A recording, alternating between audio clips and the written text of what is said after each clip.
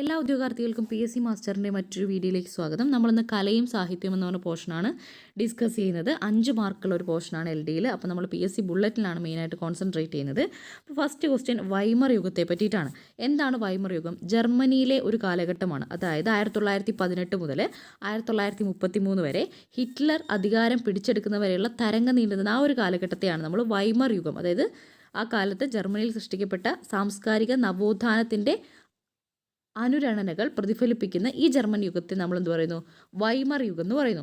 ജർമ്മനിയിലെ സാംസ്കാരിക വിപ്ലവത്തിൻ്റെയും ജനാധിപത്യ സംവിധാനത്തിൻ്റെയും അടിയുറപ്പിക്കുന്നതിൻ്റെ പാഠങ്ങൾ നിർവചിച്ച വൈമർ എന്ന നഗരത്തിൻ്റെ പേരിലാണ് ഈ ഒരു യുഗം അറിയപ്പെടുന്നത്. വൈമർ എന്ന് പറഞ്ഞ നഗരത്തിൻ്റെ പേരിൽ 1918 മുതൽ 1933 വരെ ഹിറ്റ്ലർ പിടിച്ചെടുക്കുന്ന കാലഘട്ടത്തിലുള്ള സാംസ്കാരിക ആ ഒരു നവോത്ഥാന യുഗമാണ് വൈമർ യുഗം എന്ന് അറിയപ്പെടുന്നത്. രവീന്ദ്രനാഥ ടാഗോർ തൻ്റെ ജീവിതവുമായി ഏറെ ബന്ധപ്പെട്ട് നിൽക്കുന്ന ഒരു ചെറു നോവൽ എഴുതിയിട്ടുണ്ട്. നഷ്ടനീട് അല്ലെങ്കിൽ തകർന്ന കൂട് എന്നാണ് നോവലിൻ്റെ പേര്. നഷ്ടനീട് അല്ലെങ്കിൽ തകർന്ന കൂട്. 1964 പ്രശസ്ത ബംഗാളി സംവിധായകൻ സത്യജിത്ത് റായ് ഈ നോവലിനെ അവലംബമാക്കി ഒരു സിനിമ ഒരുക്കിയിട്ടുണ്ട്. ആ സിനിമയുടെ പേരാണ് ചാരുലത. അപ്പം ചാരുലത എന്ന സിനിമ ആരുടെയാണ്? സത്യജിത്ത് റായിയുടെയാണ്. എന്തിനെ ആധാരമാക്കിയിട്ടാണ്? രവീന്ദ്രനാഥ ടാഗോർ എഴുതിയ തകർന്ന കൂട് അല്ലെങ്കിൽ നഷ്ടനീട് എന്ന ഒരു ചെറു നോവലിൻ്റെ ആസ്പദമാക്കിയിട്ടുള്ള സിനിമയാണെന്ത്? ചാരുലത. ചാരുലത സംവിധാനം ചെയ്തത് സത്യജിത്ത് റായ്. എന്തിനടിസ്ഥാനമാക്കി? ടാഗോറിൻ്റെ തകർന്ന കൂട് അല്ലെങ്കിൽ നഷ്ടനീട് എന്ന നോവലിനെ അടിസ്ഥാനമാക്കിയിട്ട് സത്യജിത്ത് റായ് സംവിധാനം ചെയ്ത സിനിമയാണ് ചാരുലത. 2018 ഓസ്കാർ നേടിയ ചിത്രമാണ് ദ ഫേവറിറ്റ്. ഈ സംവിധായകൻ്റെ 2023 പുറത്തിറങ്ങിയ പുവർ തിങ്സ് എന്ന ചിത്രത്തിന് മികച്ച നടിക്കുള്ള പുരസ്കാരം ഉൾപ്പെടെ 3 ഓസ്കാർ പുരസ്കാരങ്ങൾ ലഭിച്ചിട്ടുണ്ട്. ആരാണ് ഈ സംവിധായകൻ? യോർഗോസ് ലാന്തിമോസ്. അതായത് നമ്മളറിയാം ഏറ്റവും മികച്ച നടി ആരാ? എമ്മ സ്റ്റോൺ ആണ്. ഏത്? നമ്മുടെ ഓസ്കാറിൽ. അത് ഏത് സിനിമയുടെ ഭാഗമായിട്ടാണ്? Poor things. അപ്പോൾ പുവർ തിങ്സ് എന്ന സിനിമയ്ക്ക് എത്ര ഓസ്കാർ അവാർഡ് ലഭിച്ചു? ഈ വർഷം 3 ഓസ്കാർ അവാർഡ് ലഭിച്ചിട്ടുണ്ട്. 7 ഓസ്കാർ അവാർഡ് ലഭിച്ചത് ഏത് സിനിമയ്ക്കാണ്? ഓപ്പൺ ഹെയ്മറിനാണ്. എന്നാൽ 3 ഓസ്കാർ പുരസ്കാരങ്ങൾ നേടിയ ചിത്രമാണ് പുവർ തിങ്സ്. മികച്ച നടി പുവർ തിങ്സിലെ എമ്മ സ്റ്റോൺ ആണ്. ഇത് സംവിധാനം ചെയ്ത് പുവർ തിങ്സ് സംവിധാനം ചെയ്തത് യോർഗോസ് ലാന്തിമോസ് ആണ്. ആരാ? യോർഗോസ് ലാന്തിമോസ്. ആ യോർഗോസ് ലാന്തിമോസിൻ്റെ 2018 ദി ഫേവറേറ്റ് എന്ന ചിത്രത്തിന് ഓസ്കാർ കിട്ടിയിട്ടുണ്ട്. അദ്ദേഹത്തിൻ്റെ യോർഗോസ് ലാന്തിമോസിൻ്റെ ദി ഫേവറേറ്റിന് 2018 എന്ത് കിട്ടിയിട്ടുണ്ട്? ഓസ്കാർ കിട്ടിയിട്ടുണ്ട്. കാലിപ്സോ ഗായകനായ ലോർഡ് റിലേറ്റർ ഏത് ഇന്ത്യൻ ക്രിക്കറ്ററെ പറ്റിയാണ് പാടിയത്? സുനിൽ ഗവാസ്കറെ പറ്റിയിട്ടാണ്. കാലിസ്പോ ഗായകനായ ലോർഡ് റിലേറ്റർ ഏത് ഇന്ത്യൻ ക്രിക്കറ്ററെ പറ്റിയാണ് പാടിയത്? സുനിൽ ഗവാസ്കർ. ഒരു കാളയെ പ്രധാന കഥാപാത്രമാക്കി ശബ്ദിക്കുന്ന കലപ്പ എന്ന ചെറുകഥ എഴുതിയത് പൊൻകുന്നം വർക്കിയാണ്. അപ്പം കാള പ്രധാന കഥാപാത്രമായിട്ടുള്ള പൊൻകുന്നം വർക്കിയുടെ ചെറുകഥയാണെന്ത്? ശബ്ദിക്കുന്ന കലപ്പ ആരാണ്? കാളയാണ്. ആരുടെയാണ്? പൊൻകുന്നം വർക്കി. രാജസ്ഥാനിലെ വസ്ത്രനഗരമാണ് ബിൽവാഡ ജില്ല. അപ്പം ബിൽവാഡ ജില്ല ഏത് സംസ്ഥാനത്താണെന്ന് ചോദിച്ചാൽ അത് രാജസ്ഥാനിലെ വസ്ത്രനഗരം അല്ലെങ്കിൽ ഏത് മേഖലയുമായി ബന്ധപ്പെട്ടിരിക്കുന്നു ചോദിച്ചാൽ വസ്ത്രമാണ്. അപ്പോൾ രാജസ്ഥാനിലെ വസ്ത്രനഗരമാണ് നമ്മൾ വസ്ത്രം വാങ്ങി എന്ത് കൊടുക്കണം? ബില്ല് കൊടുക്കണം. അപ്പോൾ ബിൽവാഡ ജില്ല എന്ന് പറയുന്നത് വസ്ത്രനഗരമാണ്, രാജസ്ഥാനിലെയാണ്. ഇവിടുത്തെ പുരാതന നഗരമായ സഹപുരയിൽ ചീപ്പ എന്ന പിന്നോക്ക സമുദായത്തിൽപ്പെട്ട ജോഷി ഗോത്രത്തിൽ പ്രചാരത്തിലുള്ള ചിത്രകലയാണ് പർചിത്ര അല്ലെങ്കിൽ ഫഡ്ചിത്ര. അപ്പോൾ പർചിത്ര എവിടെയാ? രാജസ്ഥാനിലാണ്. അല്ലെങ്കിൽ ഫഡ്ചിത്ര ചിത്രകലയാണ്. പ്രചാരത്തിലുള്ള ചിത്രകലയാണ് പർചിത്ര അല്ലെങ്കിൽ ഫഡ്ചിത്ര. എവിടെയാ? സഹപുരയിൽ ചീപ്പ എന്ന പിന്നോക്ക സമുദായത്തിൽപ്പെട്ട ജോഷി ഗോത്രത്തിൽ പ്രചാരത്തിലുള്ള ഒരു ചിത്രകലയാണ് പഡ്ചിത്ര അല്ലെങ്കിൽ ഫഡ്ചിത്ര. പർചിത്ര അല്ലെങ്കിൽ ഫഡ്ചിത്ര എവിടെ? രാജസ്ഥാനിലാണ്. രാജസ്ഥാനിലെ ഏത് ജില്ലയിലാണ്? ബിൽവാഡ ജില്ലയിലെ ചീപ്പ എന്ന പിന്നോക്ക സമുദായത്തിലെ ജോഷി ഗോത്രക്കാർക്കിടയിലുള്ള ഒരു ചിത്രകലയാണ് ഫഡ്ചിത്ര അല്ലെങ്കിൽ പർചിത്ര. ഇളങ്കോ അടികൾ രചിച്ച ചിലപ്പതികാരത്തിലെ നായിക കണ്ണകിയാണ്. നായകൻ കോവലനാണ്. അപ്പം ചിലപ്പതികാരം എഴുതിയതാരാ? ഇളങ്കോവടികളാണ്. അതിലെ നായിക ആരാ? കണ്ണകിയാണ്. നായകനാരാ? കോവലൻ. കണ്ണകിയും കോവിലനെയും പ്രധാന കഥാപാത്രമാക്കി ഇളങ്കോവടികൾ രചിച്ചതാണ് ചിലപ്പതികാരം. ഓക്കെ, കണ്ണകിയെയും കോവിലനെയും പ്രധാന കഥാപാത്രമാക്കി ഇളങ്കോവടികൾ രചിച്ചതാണ് ചിലപ്പതികാരം. അപ്പോൾ നേരത്തെ നമ്മൾ പൊൻകുന്നം വർക്കിൻ്റെ ഒരു കൃതി പറഞ്ഞു, എന്താ? കാള പ്രധാന കഥാപാത്രമായിട്ടുള്ള ശബ്ദിക്കുന്ന കലപ്പ. ലതാ മങ്കേഷ്കറുടെ പേരിലുള്ള ദേശീയ സംഗീത പുരസ്കാരം നൽകുന്ന സംസ്ഥാനമാണ് മധ്യപ്രദേശ്. ലതാ മങ്കേഷ്കറുടെ പേരിലുള്ള ദേശീയ സംഗീത പുരസ്കാരം നൽകുന്ന സംസ്ഥാനം ആരാ? മധ്യപ്രദേശാണ്. ലിപ്പൻ കാം എന്ന മ്യൂറൽ കലാശാല നൂറ്റാണ്ടുകളുടെ പ്രയോഗ ചരിത്രമുള്ളതാണ്. ലിപ്പൻ എന്ന പദത്തിന് പ്രയോഗമെന്നും ചാണകമെന്നും അർത്ഥമുണ്ട്. ലിപ്പൻ കാം എന്നൊരു മ്യൂറൽ കലാശാല കുറേ വർഷമായിട്ട് അല്ലെങ്കിൽ ചരിത്രത്തിൻ്റെ പഴക്കമുള്ളതാണ്. ആ ലിപ്പൻ എന്ന് പറഞ്ഞ പദം എന്താ? പ്രയോഗം അല്ലെങ്കിൽ ചാണകം എന്നും അർത്ഥമുണ്ട്. ചിറ്റാർ കാം എന്ന പേരിൽ അറിയപ്പെടുന്ന ഈ ഭിത്തി ചിത്രങ്ങളുടെ പ്രയോക്താക്കൾ ഗ്രാമങ്ങളിലെ സ്ത്രീകളാണ്. എവിടെയാണ് ഈ കലാരൂപം പ്രചാരത്തിലുള്ളത്? ഗുജറാത്തിലെ കച്ചിലാണ്. ഓക്കെ, ഇതാണ് ആ കലാരൂപം. എന്താണ്? ലിപ്പൻ കാം. ലിപ്പൻ കാം എന്ന മ്യൂറൽ കലാശാല ഗുജറാത്തിലെ കച്ചിലാണ്. ലിപ്പൻ കാം എവിടെയാ? ഗുജറാത്തിലെ കച്ചിൽ. ഗുജറാത്തിലെ കച്ചിലാണ്. ആരാണ് ഇതിൻ്റെ പ്രയോക്താക്കൾ? സ്ത്രീകളാണ്. സ്ത്രീകൾ, ഗ്രാമങ്ങളിലെ സ്ത്രീകളാണ്. ലിപ്പൻ കാം മ്യൂറൽ കലാശാല ഗുജറാത്തിലെ കച്ചിൽ, സ്ത്രീകളാണ്. ലിപ്പൻ എന്ന പദത്തിൻ്റെ അർത്ഥം പ്രയോഗം അല്ലെങ്കിൽ ചാണകം. അതുപോലെ ചിറ്റാർ കാം എന്ന പേരിലും അറിയപ്പെടുന്നുണ്ട്. ഭിത്തി ചിത്രങ്ങളാണ്. ചിറ്റാർ കാം അല്ലെങ്കിൽ ലിപ്പൻ കാം. ചിറ്റാർ കാം അല്ലെങ്കിൽ ലിപ്പൻ കാം ഗുജറാത്തിലെ കച്ചിലാണ്. സ്ത്രീകളാണ് പ്രയോക്താക്കൾ എന്ന് പറയുന്നത്. നേരത്തെ നമ്മളൊരു കല പറഞ്ഞായിരുന്നു, ഫട്ട് ചിത്രകല അല്ലേ? ഫട്ട് അല്ലെങ്കിൽ പിർ ചിത്രകല എവിടെയാണ്? രാജസ്ഥാനിൽ ഒരു ഗോത്ര വിഭാഗത്തിൻ്റെയാണ്. ഫട്ട് അല്ലെങ്കിൽ പർ ചിത്രകല ഇവിടെ രാജസ്ഥാനിലെ ഭിൽവാഡ ജില്ലയിലെ ജോഷി ഗോത്രത്തിലെയാണ്. രാജസ്ഥാനിലെ ഭിൽവാഡ ജില്ലയിലെ ജോഷി ഗോത്രത്തിൻ്റെയാണ് പർ അല്ലെങ്കിൽ ഫട്ട് ചിത്രകല. ഇപ്പം നമ്മൾ പറഞ്ഞ എന്താ? അത് ലിപ്പൻ കാം അല്ലെങ്കിൽ ചിറ്റാർ കാം.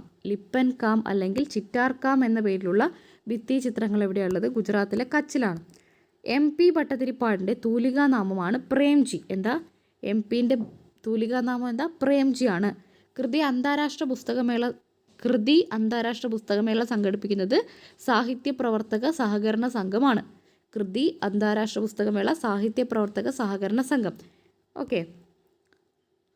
ജെയിംസ് ജോയ്സിയുടെ യൂലിസസ് ഒരു നഗരത്തിലെ ഒരു ഒറ്റ ദിവസത്തെ കഥയാണ്. ഏത് നഗരത്തെയാ?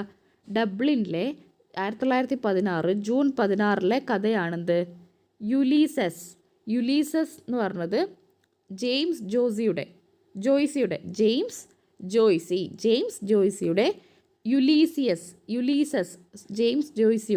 യുലീസസ് എന്ന് പറയുന്നത് ഒരു നഗരത്തെ പറ്റിയുള്ള ഒരു ദിവസത്തെ കഥയാണ്. ഏത് നഗരമാണത്? ഡബ്ലിൻ എന്ന് പറയുന്ന നഗരം 1916 ജൂൺ 16 ഡബ്ലിനിലെ ഒരു കഥയാണ്. ആരുടെ? ജെയിംസ് ജോയ്സിയുടെ യുലീസസ്. RK നാരായണൻ്റെ നോവൽ മൽഗുഡി ഡേയ്സ് ടെലിവിഷൻ പരമ്പരയായപ്പോൾ അതിലെ മുഖ്യ കഥാപാത്രമായ സ്വാമിയുടെ അച്ഛൻ്റെ വേഷം ചെയ്ത പ്രശസ്ത നടനാണ് ഗിരീഷ് കർണാട്.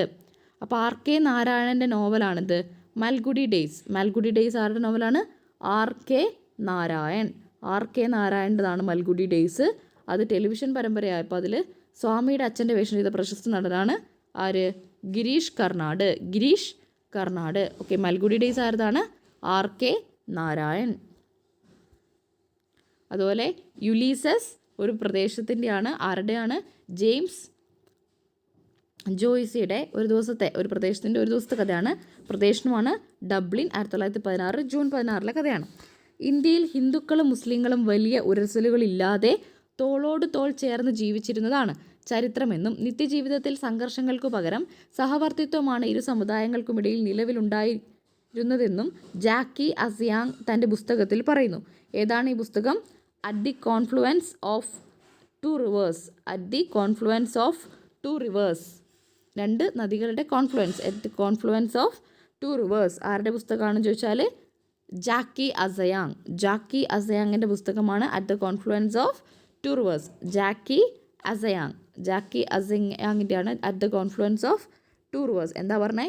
ഇന്ത്യയിൽ ഹിന്ദുക്കളും മുസ്ലിങ്ങളും വലിയ ഉരസലുകളില്ലാതെ തോളോട് തോൾ ചേർന്ന് ജീവിച്ചിരുന്നതാണെന്ന് ചരിത്രമെന്നും നിത്യജീവിതത്തിൽ സംഘർഷങ്ങൾക്കു പകരം സഹവർത്തിത്വമാണ് ഇരു സമുദായങ്ങൾക്കുമിടയിൽ നിലവിലുണ്ടായിരുന്നതെന്നും ജാക്കി അസയാങ്ങിൻ്റെ നോവലിൽ പറയുന്നു. ആ നോവലിൻ്റെ പേരാണ് at the confluence of two rivers. Abraham Lincoln ഏത് നാടകം കണ്ടുകൊണ്ടിരിക്കുമ്പോഴാണ് വെടിയേറ്റത്? Our American cousins. Abraham Lincoln ഏത് നാടകം കണ്ടുകൊണ്ടിരിക്കുമ്പോഴാണ് വെടിയേറ്റത്? Our American cousins.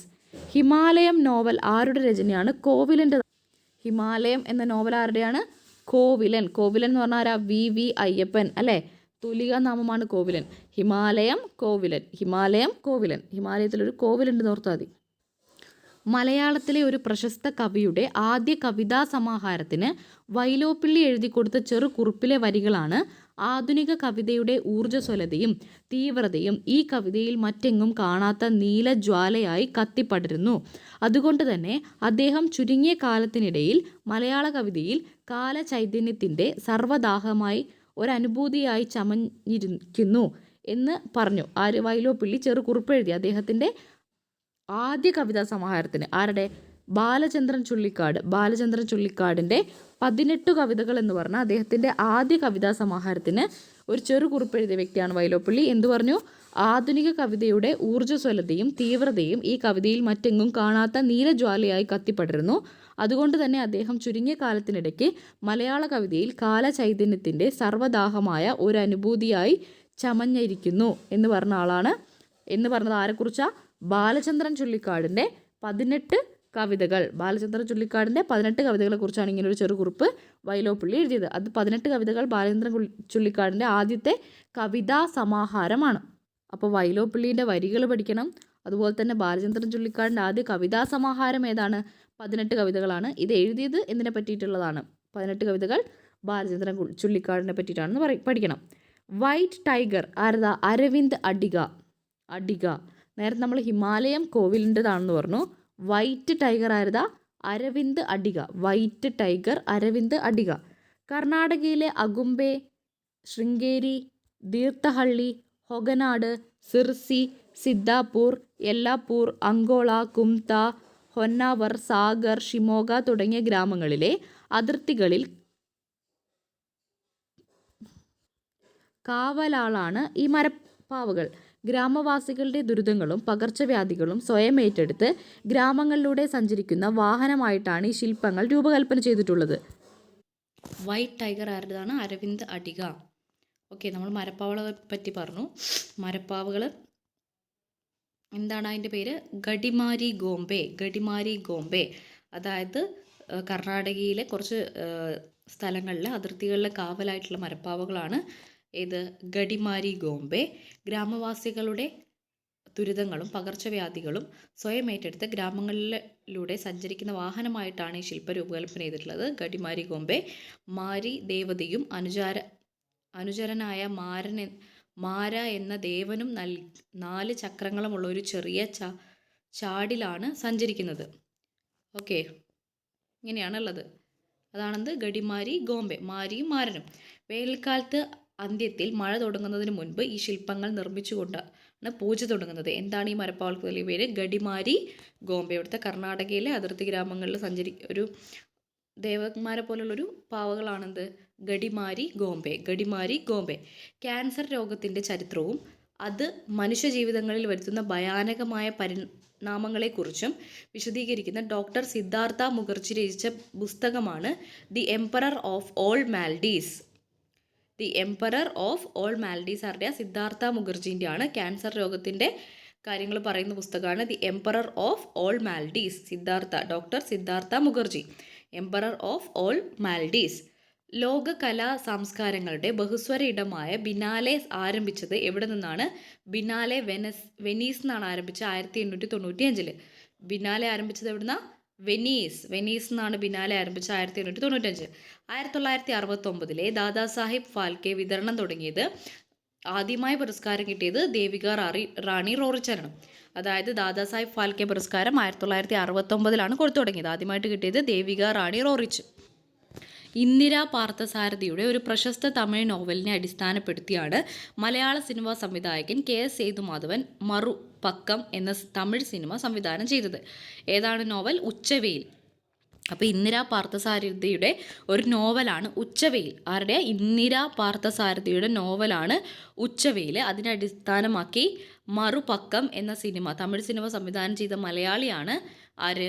KS Sethumadhavan. അപ്പം മറുപക്കം എന്ന തമിഴ് സിനിമയുടെ സംവിധായകൻ ആരാ? KS സേതുമാധവൻ. എന്തിനെ അടിസ്ഥാനമാക്കിയ? ഇന്ദിരാ പാർത്ഥസാരഥിയുടെ ഉച്ചവെയിൽ എന്ന നോവലിൻ്റെ അടിസ്ഥാനമാക്കിയിട്ടാണ്. ബ്രിട്ടനിലെ പ്രശസ്ത പത്രമായ ദ ടൈംസ് ആദ്യം പുറത്തിറക്കിയത് മറ്റൊരു പേരിലാണ്, ഡെയിലി യൂണിവേഴ്സൽ രജിസ്റ്റർ. അപ്പം ബ്രിട്ടനിലെ പ്രധാന പത്രമാണ് ദ ടൈംസ് ആദ്യം പുറത്തിറക്കിയത് ഡെയിലി യൂണിവേഴ്സൽ രജിസ്റ്റർ എന്ന പേരിലാണ്.